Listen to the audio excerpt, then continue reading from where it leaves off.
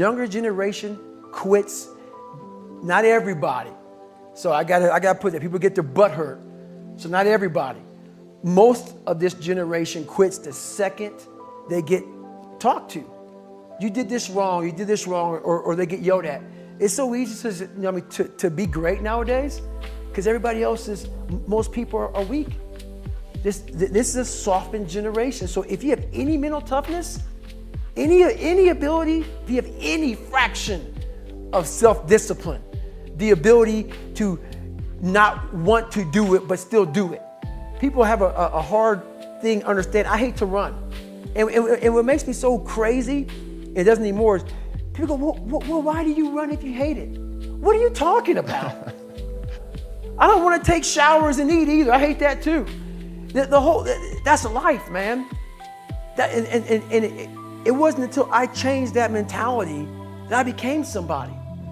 I hated going to school, so guess what? I was dumb as shit. That's what 1 + 1 is 2. But if you can get through to doing things that you hate to do, on the other side is greatness. That's what people understand. By me running, I am callous in my mind. I'm not training for a race. I'm training for life. I'm training for the time when I get that 2 o'clock in the morning call that my mom is dead or something happens tragic in life. I don't fall apart.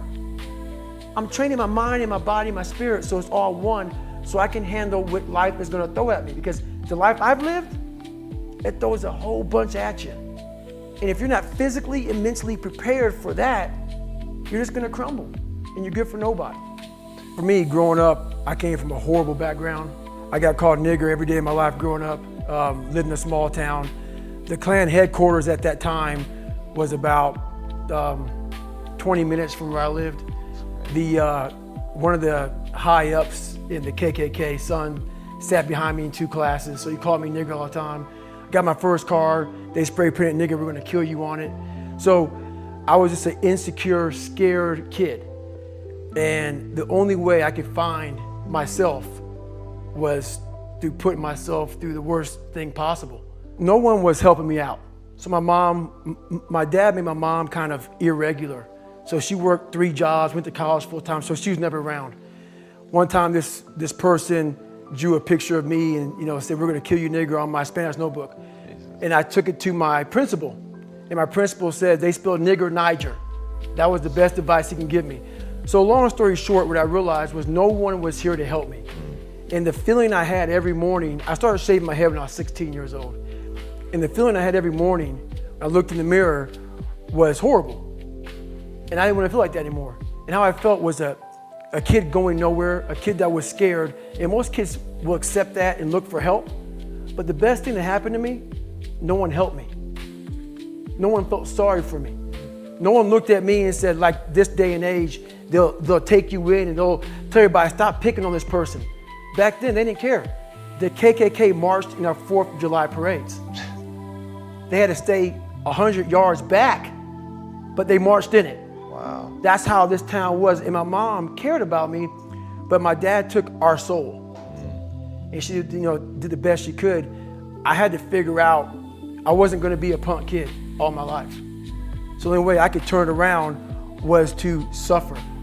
I had to build calluses in my brain the same way I built calluses on my hands. So I broke the Guinness Book of World Records for pull-ups a long time ago, but I failed at it twice. And I did 67,000 pull-ups in trying to break this record. So to do 4,030 pull-ups, I had to do 67,000 for training for that. Wow.